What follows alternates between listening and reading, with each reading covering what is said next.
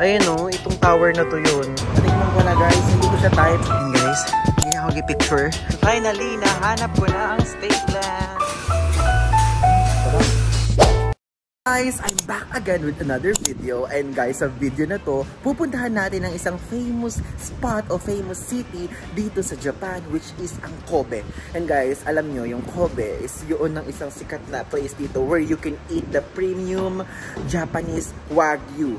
A5 ba tawag doon? A5 Wagyu ba or what? Or parang yung beef nila kakaiba. Like kapag kakinain mo is talagang malulusaw daw sa dila mo. Ganung level yung pinaka tenderness niya, pinaka-juiciness, and etc. So ngayon guys, tara, puntahan natin. And aside from that, hindi lang naman yun ng ating pakay doon, hindi lang naman yung beef mismo, kundi super dami din naman makikita doon, like yung tower nila, yung harbor nila, and etc. So ngayon, let's go!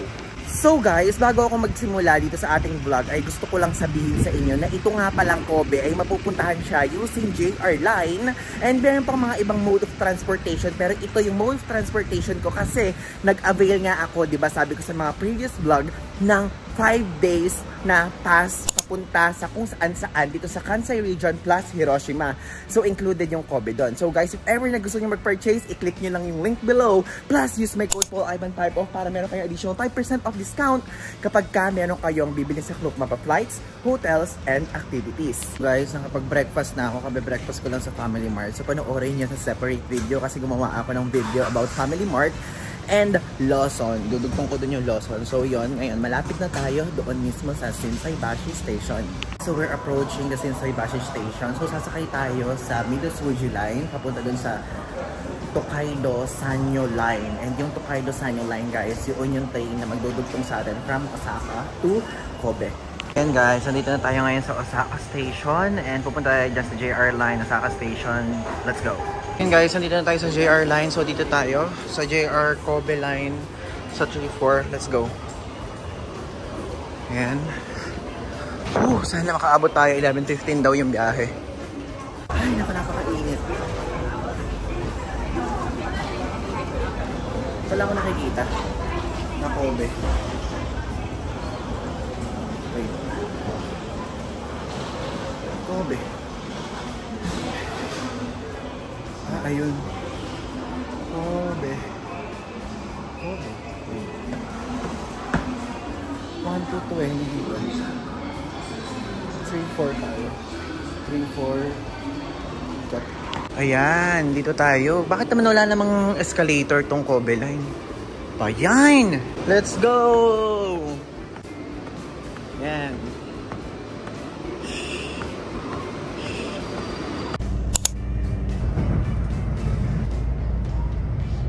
Finally guys, after 25 to 30 minutes of pagsakay sa train, andito na tayo ngayon sa Kobe. And guys, ngayon na-explore na natin itong city na to and I'm so excited. Number 1, tulad ng sabi ko sa inyo, sa beach nila. Number 2, sa tower nila. Number 3, sa harbor. And number 4, to explore other things about this city. So ngayon, ayan, mapakita ko sa inyo. Ito yung itsura ng mismong line kapag bumaba kayo from the JR Line. Wow! Ayan guys, so tignan nyo. Meron silang parang ganitong waiting area na kapag ka summer, malamig yung nasa loob niyan. Kapag ka winter, heater naman yung loob niyan. Okay, dahil nauuhaw ako, bibili ulit tayo ng tubig. Wait. Tubig ba ang bibili natin or ibang klaseng drinks naman? Wait, parang gusto...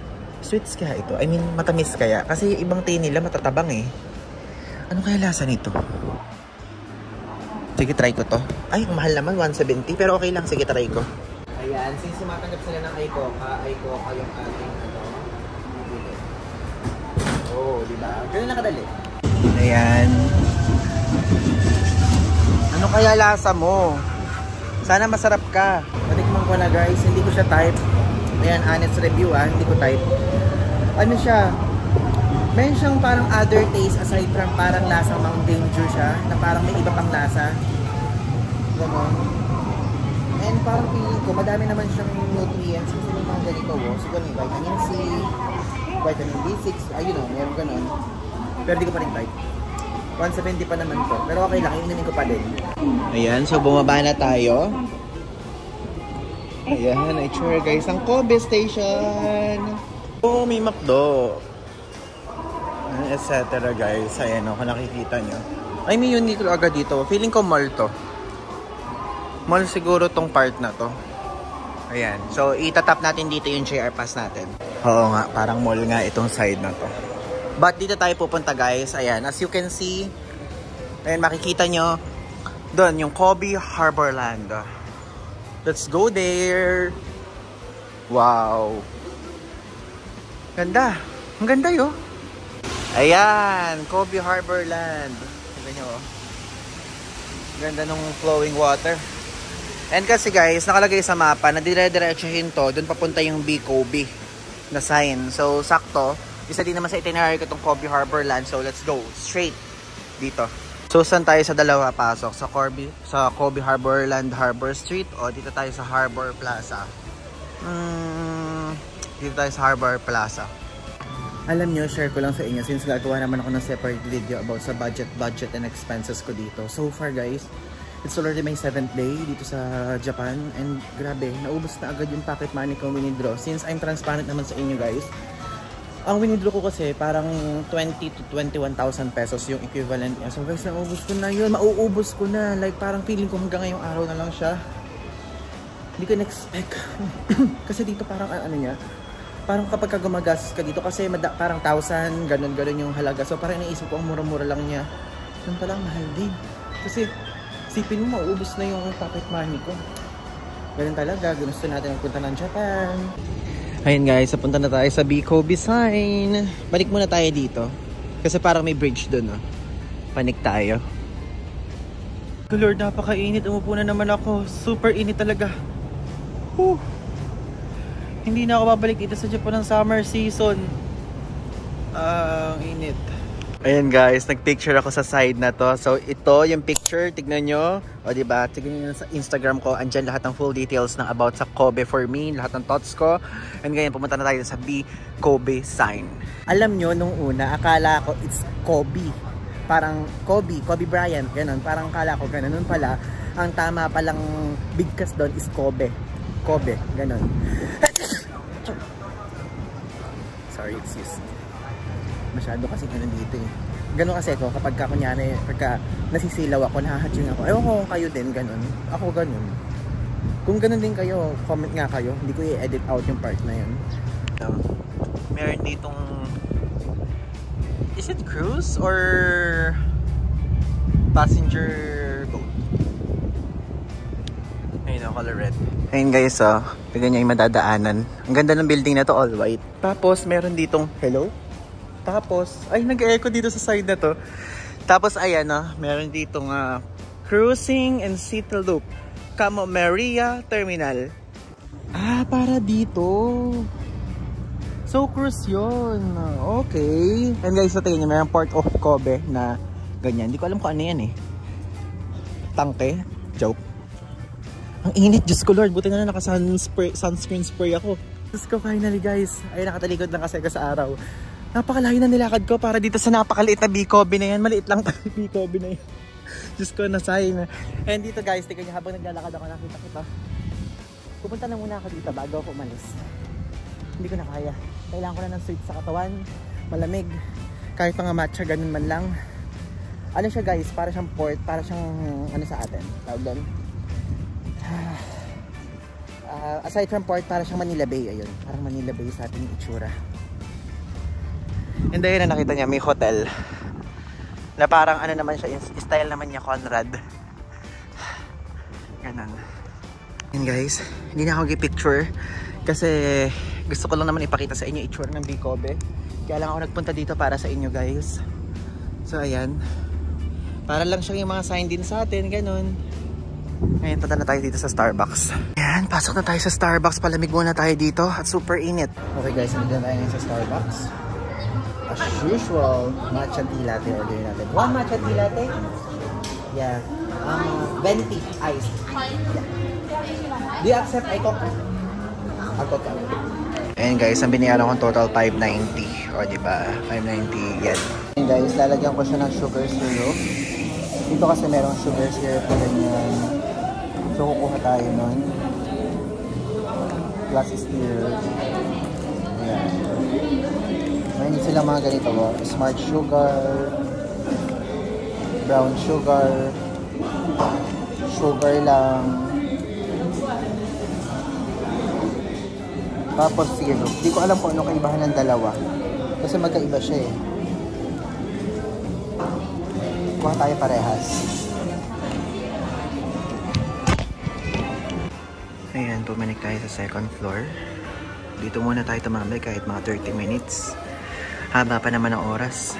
Ayan guys, tapos na ako dito sa Starbucks at ngayon pupunta na tayo sa Steakland Kobe. Ito guys, si Steakland, ito yung pinakasikat sa online na kainan ng Kobe beef, but hindi siya expensive. Like, expensive siya but not that expensive tulad ng mga ibang mga restaurant dito na super high class, ganyan. Ang dami kong mga Filipino vloggers na nakita na nag-post ng restaurant na to, kaya ngayon pupuntahan natin. Parang around 1,800 pesos lang to pagka kinonvert sa atin, or parang 2,000 pesos ganun. So let's go. At ngayon hindi tayo magte-train kasi kapag magte-train tayo, lalakarin na naman natin nilakad natin kanina. Ang gagawin natin ngayon ay sasakay tayo ng bus. And if ever guys na hindi ganito yung preferred option nyo ng transportation, pwede kayo mag-search sa Google Maps. Pwede nyo i-check yung dun sa mismong transportation area na kung bus or by walking ang gusto nyo.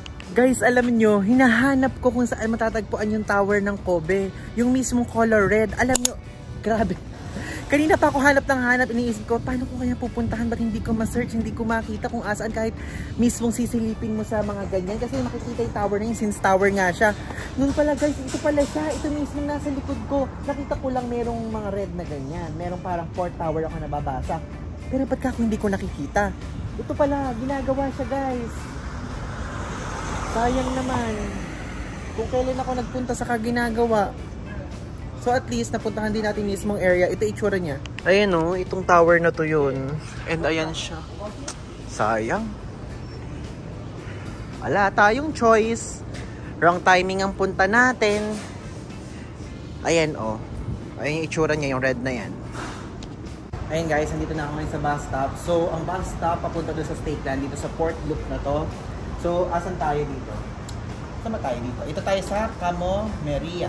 So, yan. Papunta tayo dito. Then, dito tayo bababa sa San Mia. San Mia. Doon tayo bababa.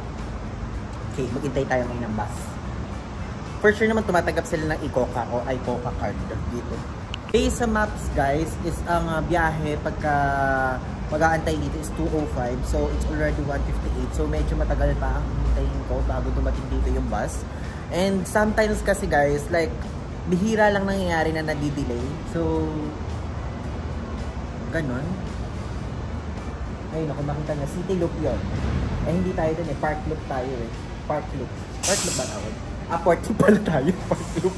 Kung ano-ano sinasabi ko.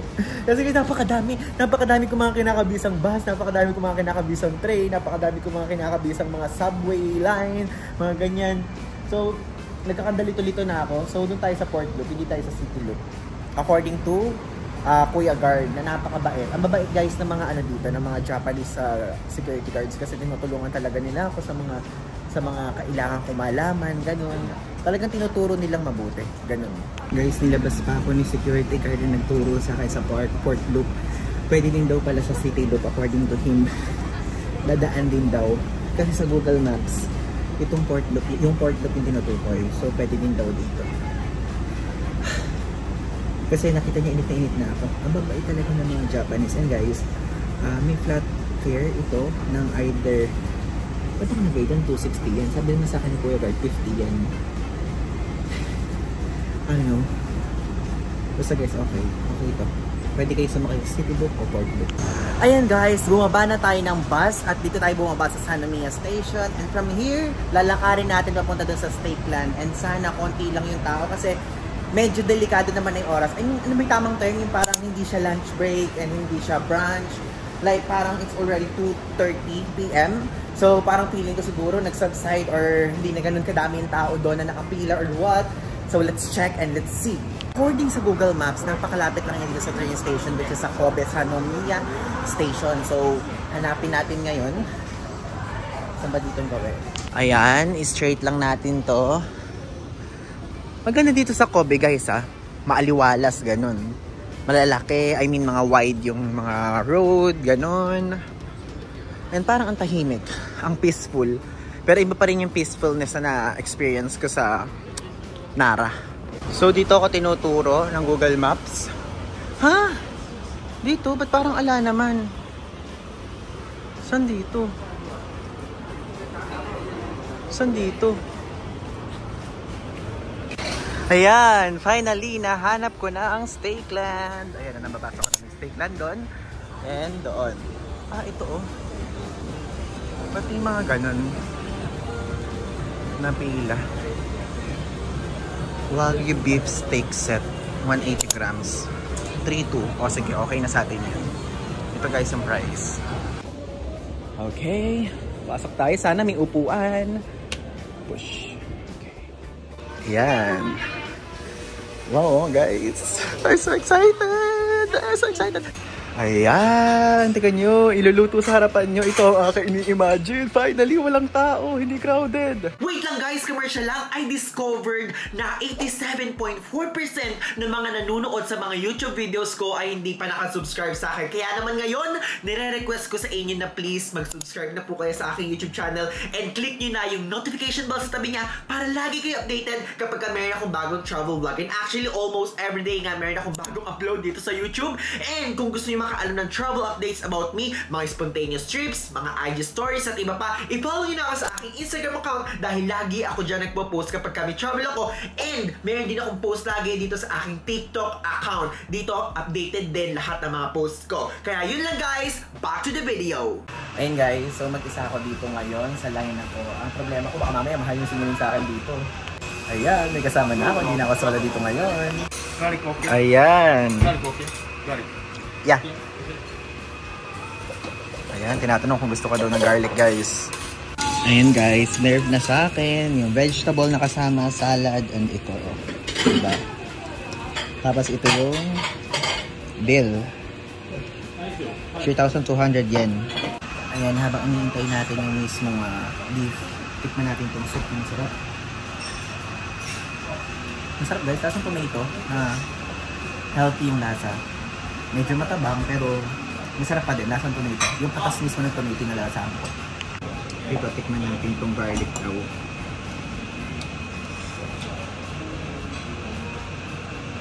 Hindi ko naman nalalasahan yung garlic. Ito. Lemon. Daw to. Nga. Maasim. Maya na natin kainin, uubos na. Hintayin natin yung beef. Ayun guys, nasa side doon. Nakita nyo ba? Ayun, ayun. Nagluluto sila doon ng shrimp na live. Mga seafood naman doon. Pero since di ako order na seafood, wala ako nun. Ayan guys, yung aking beef. Ayan o. Grabe. Let's go. Ayan guys, finally tapos na naluto na yung aking Kobe beef. And ayan yung full set na 3,200 yen. Plus ito pa pala. Ayan. So nakita nyo naman na aking first impression, first taste. So yan. Kainin na natin.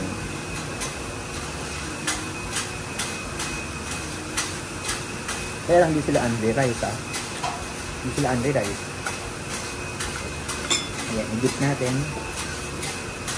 Sarap. Lambot. Worth it guys yung nilakad ko.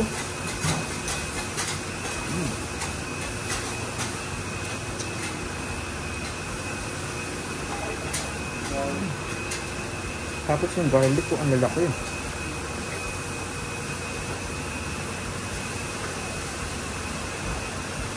Yung lambot niya guys, yung tipong walang matitirang tinga sa ipin nyo. Ganong level. Tapos yung garlic ang lalaki.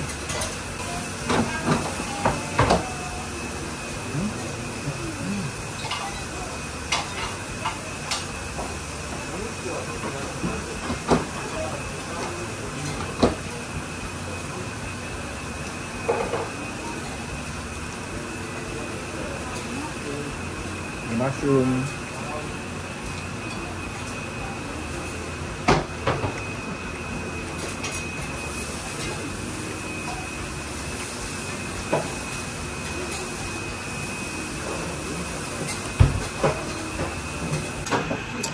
Yun yung ngayon kumain na pinapagalan ko.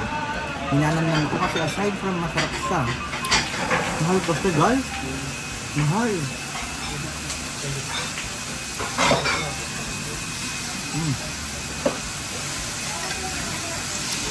Superb.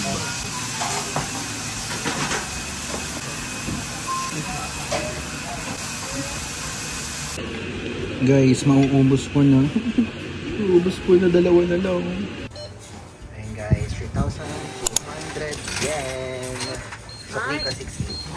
Thank you so much! Okay guys, so yun na ang ating last itinerary dito sa Kobe and that's what it is.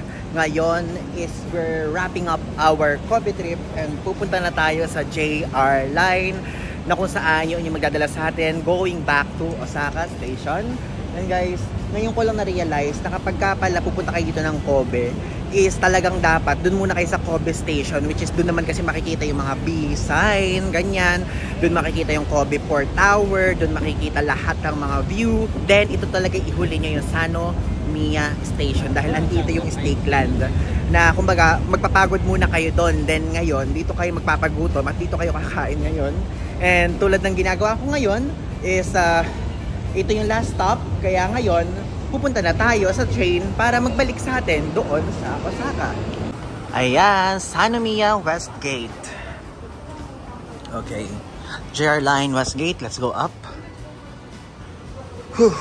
Ituturo ko na din sa inyo kung paano umuwi sa Osaka from here sa Kobe para kahit pa paano if ever na day trip nyo lang gagawin ko, may idea kayo. Like me, day trip ko lang din siyang ginawa.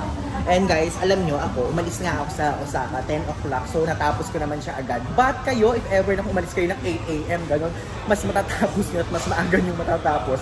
Kasi konti lang talaga ng tourist spot dito eh.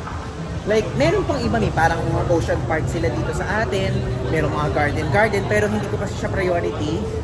Ang priority ko talaga dito, Kobe beef, tapos yung lahat ng mga other things na pwedeng makita, like yung mga port, and etc. Okay, so ito na yung airline, let's go. Ayan, so according dun sa mga sign, platform 2 daw yun to Osaka and to Kyoto, from here sa Kobe. Init. Init, tignan nyo, bus-bus ako. Hala, ayan. Ayan na pala.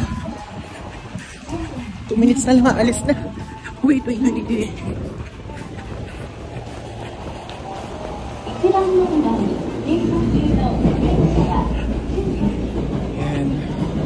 Ayan, buti nakaabot tayo. May mga taong hindi nakaabot na sa labas sila. So, inuupuan na. Meron kasi mga tayo na hindi ka makakaupo dito. Nakatayo ka lang. Kaya ang tagal din, mga 20 to 30 minutes. Tayo sa car number 1. Usually guys, kung gusto niyo ng CR sa car number 1 kayo. Ayan. 1, 2, 3 yung Osaka yun, A47. Dun tayo. Finally, we're back dito sa Osaka Station. So, ganun lang kadali guys. So, sundan nyo lang yung mga steps pag pupunta kayo ng Kobe at pagkapabalik dito sa Osaka, sundan nyo lang din yung mga sinabi ko. Okay? So, yun lang. Thanks!